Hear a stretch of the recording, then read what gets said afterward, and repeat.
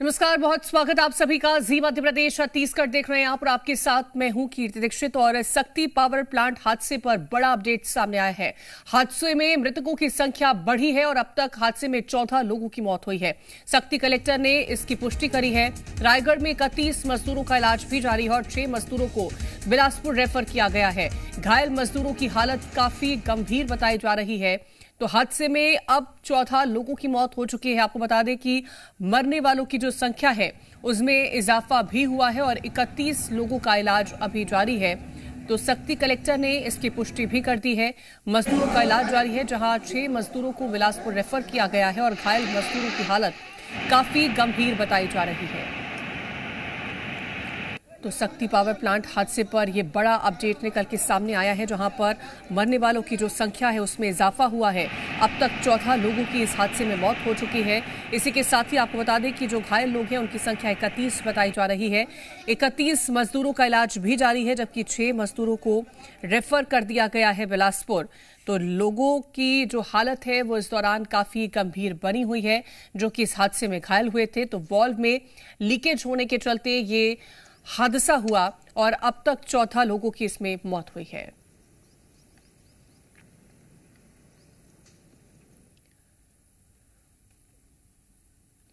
और वहीं शक्ति हादसे पर पीएम मोदी ने दुख व्यक्त किया है। मारे गए लोगों के प्रति अपनी संवेदनाएं व्यक्त करी हैं और मृतकों के परिजनों के लिए आर्थिक मदद का ऐलान किया। 2-2 लाख की सहायता राशि देने का ऐलान किया है। घायलों को 50,000 की सहायता राशि का ऐलान किया गया है। तो प्रधानमंत्री नरेंद्र मोदी की तरफ से इस पूरे हादसे को लेकर के दुख व्यक्त किया गया है। और साथ ही आपको बता दें कि मृतकों के परिजनों के लिए आर्थिक मदद और इसी के साथ ही घायलों को 50,000 की आर्थिक सहायता का ऐलान किया गया।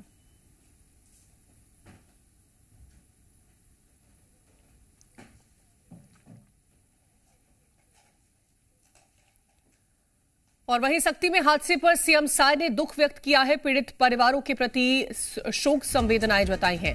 मृतकों के परिजनों को 5-5 लाख की आर्थिक मदद का ऐलान किया गया। वहीं घायलों को 50,000 की आर्थिक मदद का ऐलान किया गया है। सभी घायलों को निःशुल्क इलाज के निर्देश दिए गए हैं। घायलों के शीघ्र स्वस्थ होने की कामना भी की गई। बिलासपुर कमिश्नर को घटना में जांच के आदेश दिए गए हैं और दोषियों पर सख्त कार्रवाई होगी। वहीं हालात पर सरकार की पैनी नजर है। तो मुख्यमंत्री विष्णुदेव साय की तरफ से भी शोक संवेदनाएं व्यक्त की गई हैं। वहीं इसी के साथ ही आपको बता दें कि निर्देश भी दिए गए हैं इस पूरे मामले में कार्रवाई को लेकर के और जांच को लेकर के भी। और ज्यादा जानकारी लेंगे संवाददाता राजेश निषाद हमारे साथ रायपुर से और जितेंद्र कंवर हमारे साथ जुड़ गए हैं। सबसे पहले मैं राजेश आप ही का रुख करना चाहूंगी, क्योंकि अब तक जो मरने वालों की संख्या है उसमें इजाफा भी देखने को मिल रहा है। स्थिति कैसी है घायलों की, ये भी बताइएगा। देखिए, जो मरने वाले हैं उनकी संख्या बढ़ चुकी है। पहले 12 थी, अब वो संख्या 14 तक पहुंच गई है।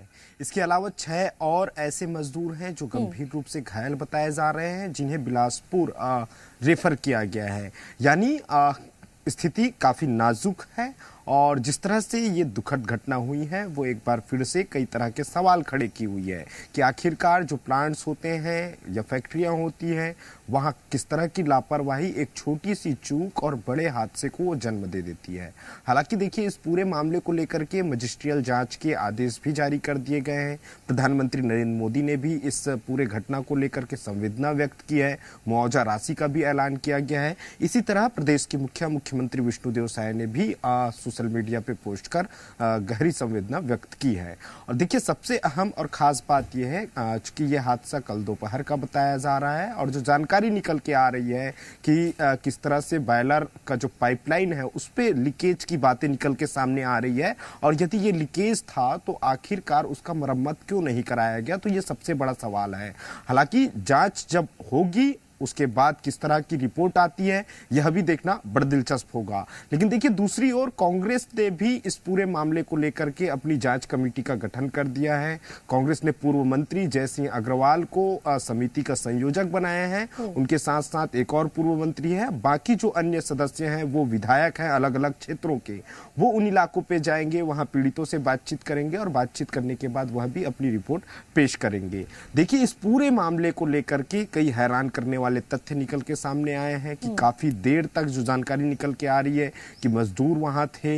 इसके अलावा जो एक के बाद एक जो संख्या बढ़ते जा रही है, मौत का आंकड़ा बढ़ रहा है, वह भी हैरान करने वाला है। फिलहाल जो घायल हैं, कई लोग और भी घायल बताए जा रहे हैं, जिसमें से 6 की स्थिति गंभीर बताई जा रही है। फिलहाल उनका अस्पताल में इलाज जारी है। बिल्कुल, तो घायलों का इलाज भी जारी है और कई सारे तथ्य निकल के सामने आ रहे हैं जो कि परेशान करने वाले हैं। जितेंद्र, अगर हम जांच की बात करते हैं, क्योंकि सख्त निर्देश तो दे दिए गए हैं, मजिस्ट्रियल जांच के भी निर्देश दे दिए गए हैं, अभी तक क्या प्रक्रिया अपनाई गई है, उसको लेकर के क्या अपडेट है? जी देखिए, ये तो बड़ा हादसा हुआ है वेदांता में, जो कि मृतकों की संख्या 14 करीब पहुंच गई है और मृतकों की संख्या बढ़ भी सकती है। लेकिन जांच की बात की जाए तो अभी तक तो वहां कोई ऐसे आला अधिकारी जो पहुंचे भी नहीं है, ना कोई नेताएं पहुंचे हुए हैं। अब देखना यह है कि वो जांच कब तक होती है, क्योंकि एक बड़ी लापरवाही सामने तो इसलिए आई है क्योंकि 5-6 दिन पहले जो बॉयलर फटा वो उसे बंद कर दिया गया था। अचानक से उसे फिर से पुनः स्टार्ट किया गया है। पुनः स्टार्ट करने के बाद ये बड़ा हादसा सामने निकल कर आया है, क्योंकि कहीं न कहीं वो उसमें खराबी आई हुई थी, तो उसको पुनः चालू नहीं करना था, जिसे पुनः चालू करने से ये 33 लोग की जो झुलस चुके हैं, जिसमें अभी तक 14 लोग की मृत हो चुके हैं। अब ये देखना ये है कि इसमें किस प्रकार की जांच होती है।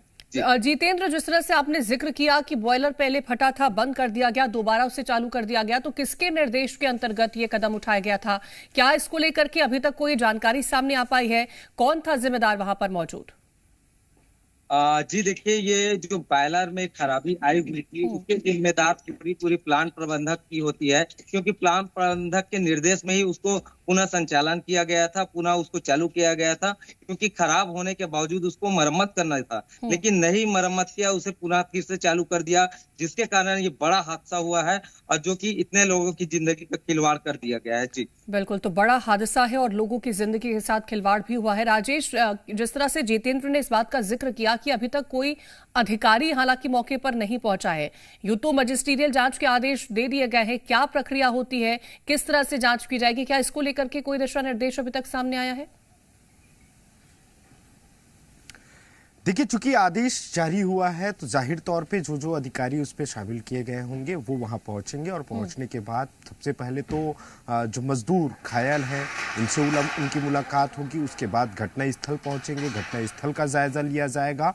इसके बाद जो प्लांट प्रबंधक है या जो ठेकेदार वहां मौजूद थे या जो कर्मचारी वहां पे मौजूद थे, उनसे वो बातचीत करेंगे, उनकी पूछताछ होगी, उनकी एक रिपोर्ट बाकायदा प्रॉपर तरीके से तैयार की जाएगी। और देखिए, घटना स्थल का हर एक बारीकी से जांच होगी। फोरेंसिक की टीम भी वहां पहुंच सकती है, उनके द्वारा भी ये जांच की जाएगी।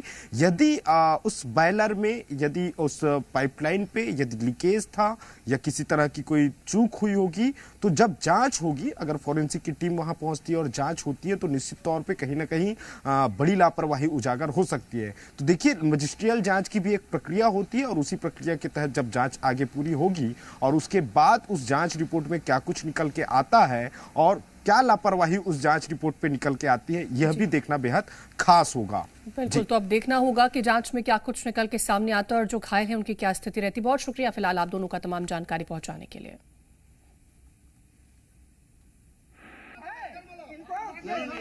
पावर लिमिटेड में जो है एक दुखद घटना घटित, बॉयलर का जो सुपर हीटेड कूल स्टीम होता है वो जो पाइपलाइन से जाती है वो फटने से लगभग 33 मजदूर घायल हुए। उसमें से अभी तक की जो जानकारी है उसके हिसाब से 14 लोगों की मृत्यु हो चुकी है।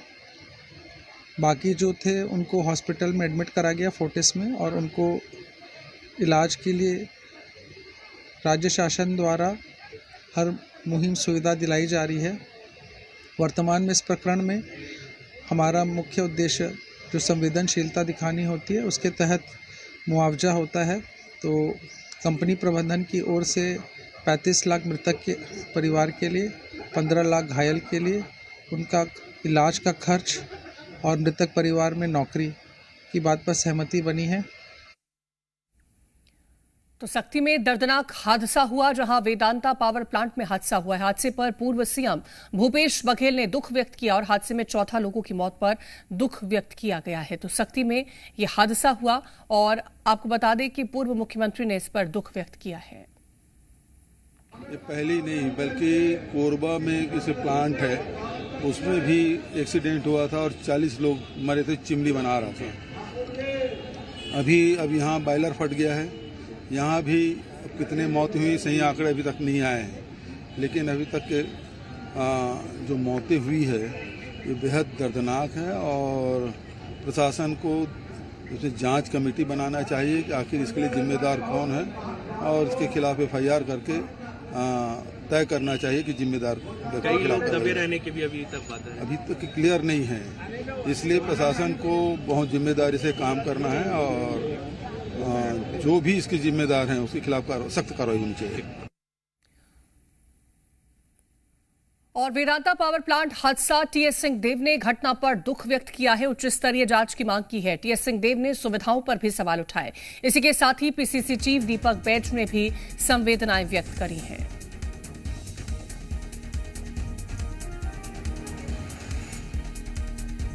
तो उच्च स्तरीय जांच की मांग की गई है। साथ ही सुविधाओं को लेकर के भी TS सिंहदेव ने सवाल उठाए हैं। साथ ही आपको बता दें कि PCC चीफ दीपक बैज ने भी इस पूरे हादसे को लेकर के संवेदनाएं जताई हैं। मृत समस्त व्यक्तियों के प्रति दिल से संवेदना और दुख हम सब प्रकट करते हैं। उनके परिवारों को संबल मिले। शासन प्रशासन की ओर से जितने घायल हुए हैं इनकी तत्काल उच्चतम कोटि की चिकित्सा व्यवस्था उपलब्ध हो सके। जांच इस विषय का कि प्लांट पुराना कितना था, बॉयलर यदि फटा या कौन सा हिस्सा प्लांट का फटा जिसमें कि ये हादसा हुआ,